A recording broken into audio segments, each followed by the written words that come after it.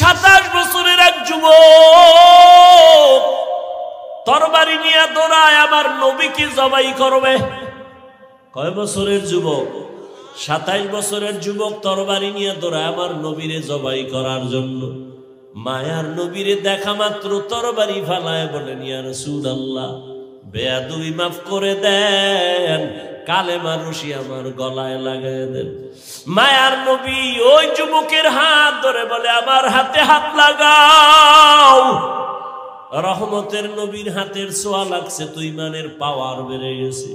তরবারি নিয়ে দাঁড়াইয়া হাতিমে কামায় কয়, ও মক্কার বেঈমানেরা সামনে আয়, মুহাম্মদের বিরুদ্ধে কথা বলবি, আমি ওমর যথেষ্ট, কেউরে দরকার হবে না।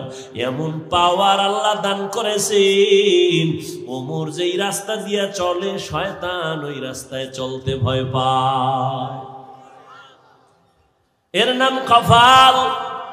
13 বছর নবীরে দেখিয়াও কালেমা পড়ে না, আর 27 বছরের যুবক নবীরে মারতে গিয়েও কালেমাওয়ালা মুসলমান হয়ে গেল। আজও পর্যন্ত ওমরের নাম শুনলে মানুষের মধ্যে একটা আতঙ্ক শুরু হয়ে যায়। কে সেই ওমর? রহমতের নবী বলেন, লাউ কানা বাদি নবিয়্যুন লাকানা ওমর। আল্লাহ যদি আমার পরে আবার নতুন কোন নবী বানাইতেন, ওমর হতো আমার পরের নবী। এরে আল্লাহর বান্দা, আল্লাহর নবীর নজর, সাহাবায়ে কেরামের নজর, নজরের মধ্যে যে পাওয়ার। এরে নবীর আশিক ওমরে ফারুক রাদিয়াল্লাহু তাআলা আনহু খুতবা পড়েন, হঠাৎ করে মাঝখানে একটা অপ্রাসঙ্গিক আওয়াজ দিলেন, ইয়া সারিয়াতাল জাবাল, ইয়া সারিয়াতাল জাবাল, ইয়া সারিয়াতাল জাবাল। এই সারিয়া, পাহাড় পাহাড় পাহাড়। ওমর যেখানে আওয়াজ দিছেন সেখান থেকে সারিয়া কই? বলে 2000 কিলোমিটার দূরে সারিয়া। ইরানের মধ্যে যুদ্ধ চলতেছিল। সারিয়াকে জিজ্ঞাসা করা হলো, সারিয়া তুমি আওয়াজটা শুনছো কেমন? বলে, কাছে বসে যেমন শোনা যায় তেমনি শুনছি। আল্লাহ এই পাওয়ার দান করেন তাকওয়ার কারণে। আর তাকওয়া অর্জন করার একমাত্র ঠিকানা কুনু মা'আস সাদিকিন। আল্লাহওয়ালাদের নেক নজর লাগাও, আউলিয়ায়ে কেরামের নেক নজর লাগাও। অথচ নেক নজর লাগাবে দূরের কথা, একদল তো চিৎকার দিয়া বলে ওলিয়া উলিয়া মানি না। আমিও চিৎকার দিয়া সারা বাংলাদেশে বলি, আল্লাহর জাতের কসম, যারা বলে আমরা ওলি মানি না, আউলিয়া মানি না, আমিও চ্যালেঞ্জ দিয়া বলেছি তারা কোরআন মানে না, বুখারী শরীফও মানে না, তারা ভণ্ড, তারা বাতিল। এদেরকে যারা ভণ্ড বলবে না তারাও ভণ্ড। আউলিয়ারা কারে উকবা ইখতিয়ার, জাহেলারা কারে দুনিয়া ইখতিয়ার। দুইটা কর্মসূচি দিলেন, এক হলো তাকওয়া অর্জন করো, দ্বিতীয় কর্মসূচি ওয়ালা তামুতুন্না ইল্লা ওয়া আনতুম মুসলিমুন।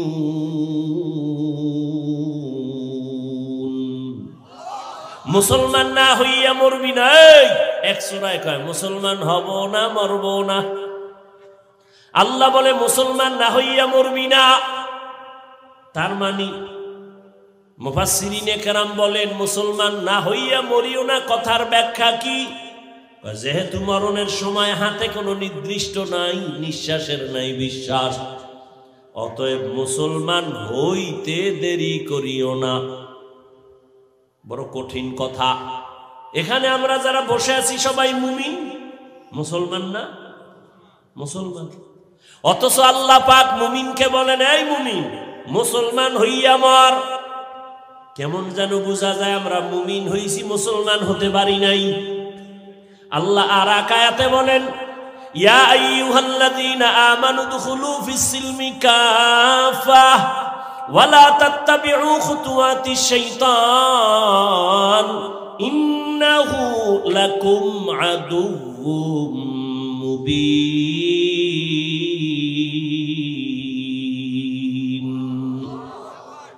ও মুমিনেরা, ইসলামের মধ্যে পরিপূর্ণ ঢুকে যাও। আল্লাহ আর একটা আয়াতে আরো স্পষ্ট করে বলেন, ইয়া আইয়ুহাল্লাযীনা আমানু আমিনু বিল্লাহি ওয়া রাসূলিহি, ও মুমিন আল্লাহর উপরে রাসূলের উপর ঈমান আনো। আরে আমরা তো মুমিন হইছি আল্লাহ এবং রাসূলের উপর ঈমান আনার কারণেই তো আমরা মুমিন। আল্লাহ আবার মুমিনের কয় ঈমান আন। ঘুমাইতেছেন? খুব খেয়াল করেন, মুমিনেরে আল্লাহ ডবল করে ঈমান আনতে বললেন কেন? আল্লাহ তো জানেন এমন একটা যুগ আসবে আমার নবী বিদায়ের পরে, দুনিয়ার মুসলমানেরা নিজেরা দ্বন্দ্ব করবে ধর্ম নিয়া, বেঈমানের লাগে দ্বন্দ্ব না কইরা করবে মুমিনে মুমিনে, শুধু শুধু হিংসার বশীভূত হইয়া তর্ক বিতর্ক করে দলে দলে ভাগ হয়ে যায়। এখানে এত মুসলমান আপনারা আছেন, আমাকে একটা কথার সাক্ষী দেন তো, আল্লাহকে সাক্ষী রেখে আমাকে একটু জবাব দিবেন। যারা বুঝেন দিবেন, পারেন না বুঝেন না চুপ থাকবেন। বাংলাদেশে দাওয়াত ও তাবলীগের দ্বারা ইসলামের কি কি ক্ষতি হয়েছে বলেন তো? সত্য কথাটা বলেন। এই আপনারা কথা বলেন না কেন? সত্য কথা বলবেন, সিনা টান করে এত টেনশন কিসের? মানেন আর না মানেন স্বীকার করেন। দাওয়াত ও তাবলীগের দ্বারা ইসলামের কি ক্ষতি হয়েছে? মুসলমানের ক্ষতি হয়েছে। নাম্বার 2, কওমি মাদ্রাসার দ্বারা এদেশে ইসলামের এবং দেশের মুসলমানের কি কি ক্ষতি হয়েছে? আচ্ছা, যারা হক পীর ভণ্ডনা, চরমনাই, নানুপুর, উজানি সহ আরো যারা আছে, এদের দ্বারা এই দেশে ইসলামের কি কি ক্ষতি হয়েছে? সবাই একমত? কি একমত? তাবলীগের দ্বারা দেশ, ইসলাম, মুসলমানের কোনো ক্ষতি? কওমি মাদ্রাসার দ্বারা দেশ, ইসলাম, দেশের কোনো মুসলমানের কোনো ক্ষতি? বিরোধিতা করেন কেন? কারণ কি? তাবলীগওয়ালারা কি বলে? গাঞ্জা খাও। সমস্যা কি? বরং সরকার যে কাজে ব্যর্থ সেই কাজে উলামায়ে কেরাম সার্থক। সরকার কোটি কোটি কোটি কোটি হাজার কোটি টাকা ব্যয় করে স্কুল কলেজের ছেলে মেয়েরে লেখাপড়া করাইয়া র‍্যাব, আর্মি, পুলিশ বানাইয়া, পোশাক দিয়া, অস্ত্র দিয়া দিল, যাও সন্ত্রাসী বন্ধ করো, মদ বন্ধ করো, নেশা বন্ধ করো। কামিয়াব হতে পারে নাই। আর তাবলীগওয়ালারা, পীর মাশায়েখেরা, উলামায়ে কেরাম কান্না দিয়া দিয়া পাও দইরা দইরা আজকে বুঝায়, বাবারা নামাজ পড়ো, পর্দা করো, হালাল খাও, মা বাবার সাথে বেয়াদবি করিও না, উলামায়ে কেরামের নেক নজর নেও, শিক্ষকের দোয়া নিয়ে আগাও, গুনাহ ছাড়ো, নামাজ পড়ো, কারো হক নষ্ট করবা না, ভাইয়ের হক নষ্ট করিও না, বোনের হক নষ্ট করিও না, সন্তানের হক নষ্ট করিও না। এইভাবে পায়ে ধরে বুঝাইয়া বুঝাইয়া লক্ষ লক্ষ জেনারেল লাইনের মানুষগুলো আজকে দাড়িওয়ালা নামাজি, ডাকাত ছিল এখন ডাকাতি করে না, হারাম খাইতো এখন হারাম খায় না, সবার হাতে তসবিহ, মাথায় টুপি, আজান হলে মসজিদে দৌড়ায়। কথা ঠিক? এরপর আলেম ওলামা খারাপ, তোর 14 গোষ্ঠী খারাপ, তোর অন্তর খারাপ, তোর ঈমান খারাপ। তোর মতো এই দুর্বল ঈমান আলারে আল্লাহ কয়, ইয়া আইয়ুহাল্লাযীনা আমানু আমিনু বিল্লাহ, এই মুমিন তোর ঈমানে ভেজাল, নির্ভেজাল ঈমানটারে ঠিক কর। ঈমানের মধ্যে শিরিকের গন্ধ আছে, তাড়াতাড়ি শিরিক মুক্ত ঈমানটা রেডি কর। আমলের মধ্যে বেদাতির গন্ধ আছে, তাড়াতাড়ি বেদাত মুক্ত আমলকে পরিশুদ্ধ কর। নেকলে গা জামানায়ে আখির আহলে বিদআত, निकलेगा ज़मानाए आखिर अहले बिदाअत, इस्लाम में नई नई बाती कर ईजाद, इस्लाम में नई नई बाती कर ईजाद। एरे अल्लाहर बंदारा, मुमिन के अल्लाह बोलेन आबार ईमान आनो।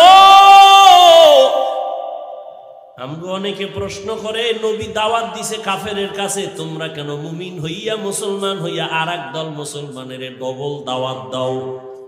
প্রশ্ন আছে না নাই? আল্লাহ কয়, আমি যদি ডবল ঈমান মুমিনের ঈমানের দাওয়াত দিতে পারি ডবল, তাহলে মুসলমান মুসলমানের কেন দাওয়াত দিতে পারবে না? আচ্ছা, আপনাকে দাওয়াত বাদ দিয়া যদি ঘুমায় থাকে ওলামায়ে কেরাম, এমনি তো নাচনেওয়ালা বুড়ি, আরো যদি পায় ঢোলের বাড়ি।